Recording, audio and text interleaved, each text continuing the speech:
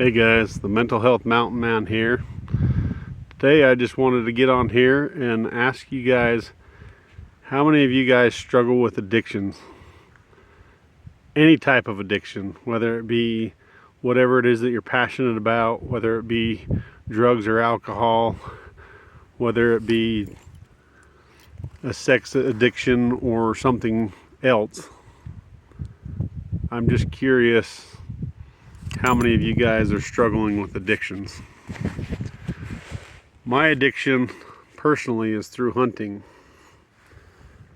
and I've had this addiction for many years, and the reason that we have these addictions is because our brain is just trying to meet a neurochemical need, and most people don't even realize that.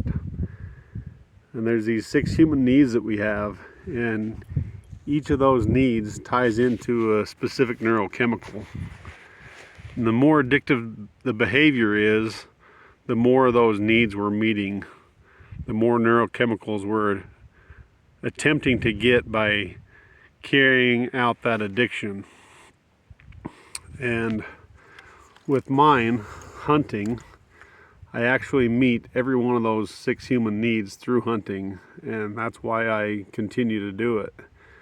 And I've also tried to unravel that and see where I'm getting those needs met. And also I have several places where I have incongruencies or cognitive dissonance happening that continue the pattern of addiction. How many people would realize that in hunting, I'm actually trying to get love and connection, I'm trying to get certainty, I'm trying to get variety, I'm trying to get growth, I'm trying to get contribution, I'm trying to get significance, and I'm trying to get significance through hunting, because my brain perceived when I was younger that in order to get my dad's approval and feel important and valued, I had to be significant. And the way that I got that from my perception is through hunting, because we were very close when we hunted, and in all the years that I've hunted, I got pretty effective at it, and I accomplished some great things. And in doing so, I saw my dad's reaction, and he was proud of me, or my brain perceived that he was proud of me. And so I've kept that pattern of addiction through getting significance in hunting, just because my brain perceived that that's the thing that made my dad proud of me. But the incongruency lies in a part of me knows that he's proud of me for the accomplishments I've got in hunting, but then a part of me also knows that he doesn't like me hunting. So I have an incongruency there, because I recognize that I perceive that he's proud of me when I go and accomplish the hunting task and get the animals I'm after, but a part of me also realizes that he doesn't want me to hunt, because he'd rather have me paint, because he feels that's more productive. And neither one's right or wrong. Painting definitely can be productive, and so can hunting. It just depends on how we utilize it. So neither one is right or wrong, and my dad's not wrong, and I'm not wrong as far as my perception. Probably my dad got a lot of his significance through us. He definitely values us and our accomplishments, and he's able to show those off, and it makes him feel good about himself because we're his children. But the problem is what it does to us as individuals, because we perceive that that's what determines our value, and everybody has their own perceptions. So parents don't realize how bad they're actually affecting their children because of the way that they perceive these events that happen to them. My brothers probably have an entirely different perception around hunting than I do, but I perceived that we weren't really that close as a family, and my dad liked to hunt a lot, and so I realized that I was getting love and connection through hunting, because that's when I got to spend the most quality time with my dad without having to be at work and working for him and other things like that. And that's also how I gained my significance, because as I said before, my dad was very proud of my accomplishments, and those are the few times that my brain perceived him as being proud of me. So now I'm caught up in this addiction because, like I say, I've recognized that there's an incongruency there, that he's proud of me for my accomplishments, but he is also unproud of me for continuing to hunt and wasting my time. So my brain sees that and it doesn't know what to do with that.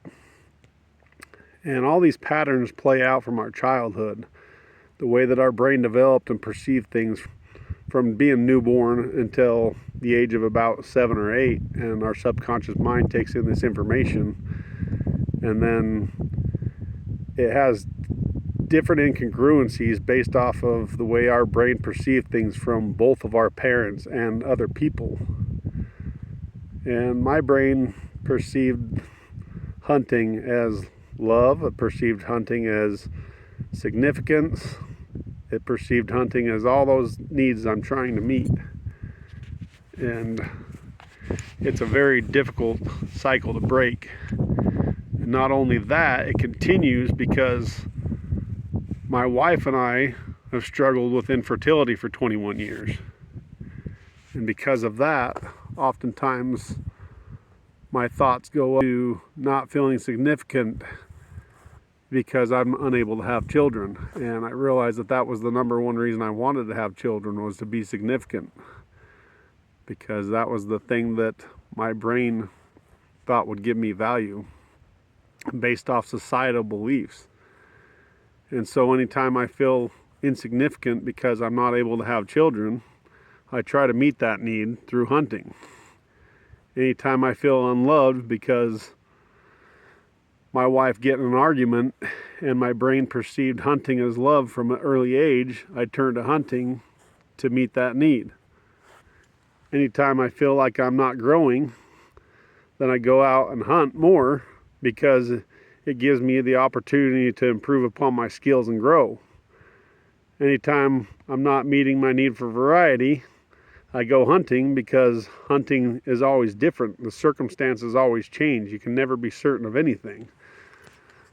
I meet my need for comfort in a sense that it's fun, it's comfortable. And at the same time, you can always be fairly certain that even though you don't know the outcome of it, you can kind of somewhat predict what could happen. And so I'm meeting that need as well. And then significance, I feel pretty significant when I come out here and I accomplish my goals, and I'm proud of myself, or my friends see that and they're proud of me. Oh, contribution, that was the last one. And then I'm meeting my need for contribution in the sense that I've got a lot of people that really either rely on me, maybe even to the point of having high expectations on me to help them achieve or accomplish their goal, or at least even in the sense that sometimes I choose to do it myself because I feel good and I feel like helping somebody out, and I love to contribute that way. So I'm meeting all those needs through hunting, and that's why the pattern is so addictive to me.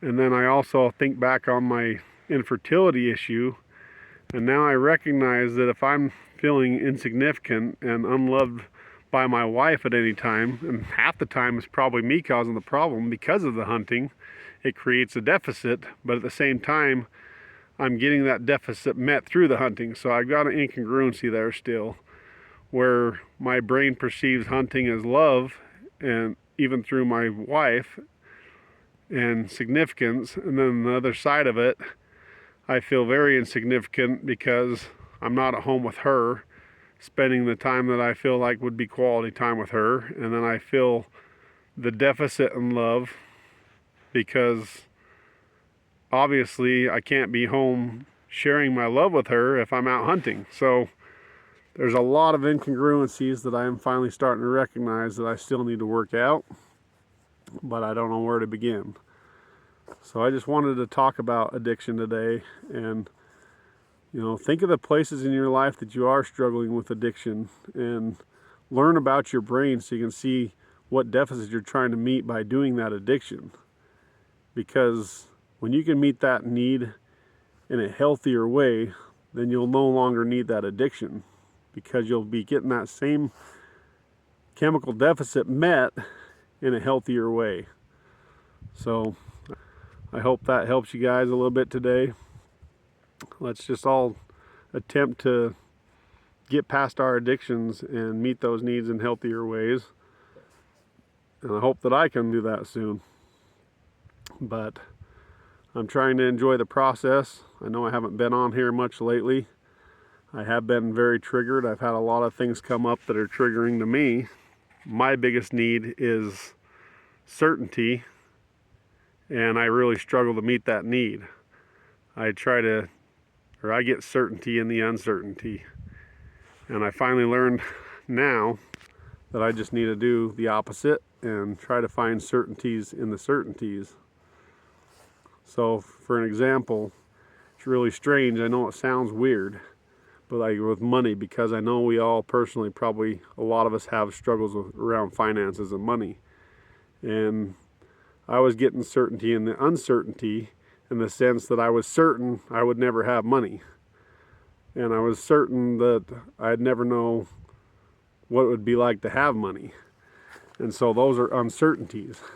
And now I recognize that all I need to do is shift my brain to get certainty in the certainty around money. So I can be certain that I may not ever get money, but I'm still certain of that. I can be certain that if I do get money, I'll be trying to save it and be grateful for the time that I didn't have it. Money is not a necessity. Anyway, I just wanted to challenge everybody to address their addictions. I'm attempting my best to do mine. At least I'm processing why I'm out here.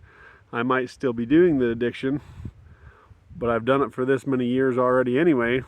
So what's it going to hurt to continue that addiction as long as I'm analyzing it and trying to process and change it and learn from it? So just take the time to analyze your addictions and where they're coming from, and learn and grow from them. Move forward instead of holding yourself in the past and beating yourself up because of that addiction. And then you'll continue to grow.